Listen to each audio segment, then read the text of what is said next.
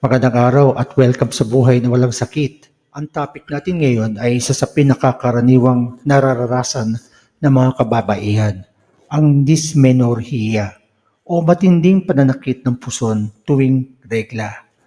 Marami ang sanay na lang sa ganitong kondisyon, ngunit may iba na halos hindi makakilos dahil sa sobrang sakit. Ang tanong, normal ba ito o may dapat tayong ipag-alala? At higit sa lahat, may natural bang paraan upang maibsan ang sakit nang hindi agad umaasa sa gamot? Ano naman ang mga karaniwang pain relievers na ginagamit upang maibsan ang dysmenorrhea? At ligtas ba silang gamitin? Sa video na ito, pag-uusapan natin ang mga natural na paraan upang maibsan ang dysmenorrhea. Kabilang na ang mga pagkaing nakakatulong, mga dapat iwasan, simpleng ehersisyo, mga herbal remedies, at ang pinakakaraniwang pain relievers na ginagamit para dito. Kaya siguraduhin mo panoorin ito hanggang dulo. Tapusin ang video at kung gusto mong manatiling updated sa mga health tips na makakatulong sa iyo at sa iyong pamilya, huwag kalimutang i-like ang video na ito, i-share sa mga kakilala at mag-subscribe sa Buhay na Walang Sakit TV. I-click mo rin ang notification bell at piliin ang all o lahat para matanggap mo ang lahat ng updates sa ating mga bagong health videos. Sa ganitong paraan, hindi mo mamimiss ang mga susunod nating episode na makakatulong sa iyong kalusugan. Tara, simulan na natin.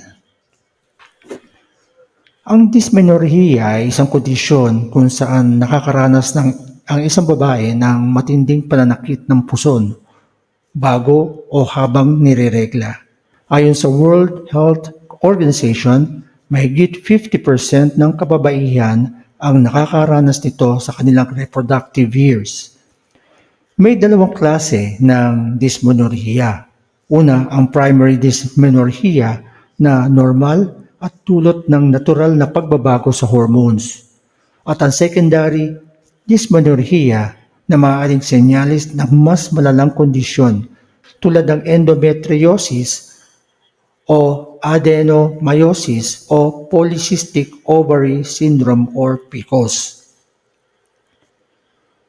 Ang pananakit ay dulot ng sobrang produksyon ng prostaglandins, isang hormone na nagiging sanhi ng pag-contract ng uterus.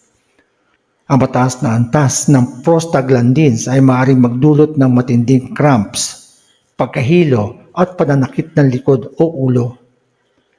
Ngunit huwag mag-alala dahil may mga natural na paraan upang bawasan ang sakit at mapanatili ang healthy menstrual cycle.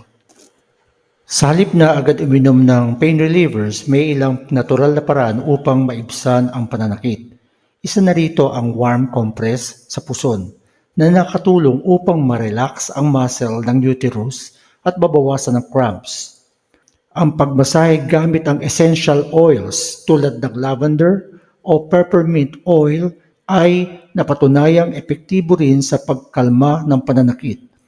Ayon sa isang pag-aaral sa Journal of Obstetrics and Gynecology, ang aromatherapy massage ay may malaking epekto sa pagbawas ng menstrual pain. Maaari ring makatulong ang pagkakaroon ng tamang posture at deep breathing exercise upang ma-relax ang katawan at babawasan ang tensyon sa puson. Ang simpleng pag-inom ng mainit na tubig o herbal tea ay maaaring makatulong sa pagpapabuti ng blood circulation. Ang ehersisyo ay isa sa pinakanatural at epektibong paraan upang mapabuti ang daloy ng dugo at babawasan ang menstrual cramps. Ayon sa American College of Obstetricians and Gynecologists, ang low-impact exercises tulad ng stretching ay maaaring makatulong sa pagpapakalma ng uterine muscles. Ang simpleng paglalakad ng 30 minuto kada araw ay makakatulong din sa pagpapabuti ng circulation. Ang child's pose ay isang madaling gawin na stretch na maaaring magbigay ng instant relief sa pananakit ng puson. Ang paggawa ng pelvic tilts at light stretching exercises ay makakatulong din sa pagpaparelax ng abdominal muscles. Alam mo ba na may mga pagkain na maaaring makatulong sa pagbabawas ng menstrual cramps?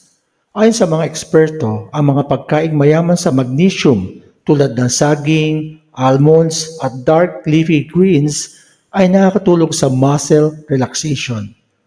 Ang omega-3 fatty acids na matatagpuan sa salmon, sardinas at flax seeds ay may anti-inflammatory properties na maaaring bawasan ang pananakit ng puson. Ang ginger tea ay napatunayan din kasing bisa ng pain relievers sa pagbabawas ng sakit.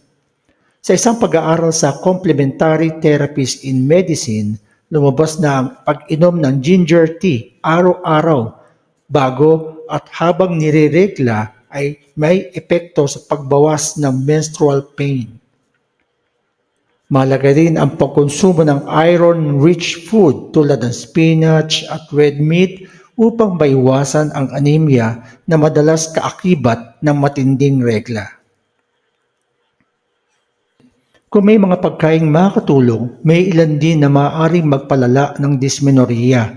Ang processed foods tulad ng fast food, chips at soft drinks ay may mataas na sugar at trans fats na maaaring magdulot ng inflammation. Ang sobrang caffeine at alak ay maaaring magpalala ng pananakit dahil sa epekto nito sa hormones. Ayon sa isang pag-aaral sa American Journal of Clinical Nutrition, ang mga babaeng may mataas na caffeine intake ay may mas matinding cramps kumpara sa mga hindi mahilig uminom ng kape o soft drinks. Maraming kababaihan ang gumagamit ng pain relievers upang maibsan ang pananakit. Ilan sa mga pinakakaraniwang ginagamit ay ibuprofen. Ito ay isa sa pinaka-epektibong NSAIDs na nakakatulong sa pagpapababa ng prostaglandins. Ikalawa, naproxen. Karaniwang ginagamit para sa mga matinding menstrual cramps. Ikatlo, mefenamic acid. Madalas na inirereseta para sa mga dysmenorrhea at kilala sa mabilis na epekto. Ikaapat, paracetamol. Hindi kasing lakas ng NSAIDs pero maaring makatulong sa mild pain. Bagamat epektibo ang mga ito, mahalagang kumonsulta muna sa doktor bago madalas gumamit ng mga pain relievers. Lalo na kung may iba kang medical condition o madalas kang may matinding dysmenorrhea. Kung ang dysmenorrhea ay sobrang tindi na at hindi na makakilos, tumatagal na mahigit 3 araw o hindi na gumagana ang kahit anong home remedy o pain reliever, dapat kang magpatingin sa doktor. Ang mga kondisyon tulad ng endometriosis, adenomyosis at polycystic ovary syndrome o PCOS ay maaaring maging sanhi na matinding pananakit tuwing regla. Kung napapansin mong may iba pang simptomas tulad ng irregular periods, matinding pagdurugo o pananakit ng likod at balakang, huwag ipawalang bahala ito. Ngayon, alam mo na kung paano natural na maibsad ang pananakit ng puson gamit ang tamang pagkain, home remedies, simpleng lifestyle changes at kung kailan dapat gumamit ng pain relievers. May paborito ka bang home remedy na ginagamit para sa dysmenorrhea? O may nais kang idagdag mula sa iyong sariling karanasan? I-share mo naman at i-comment mo sa ibaba.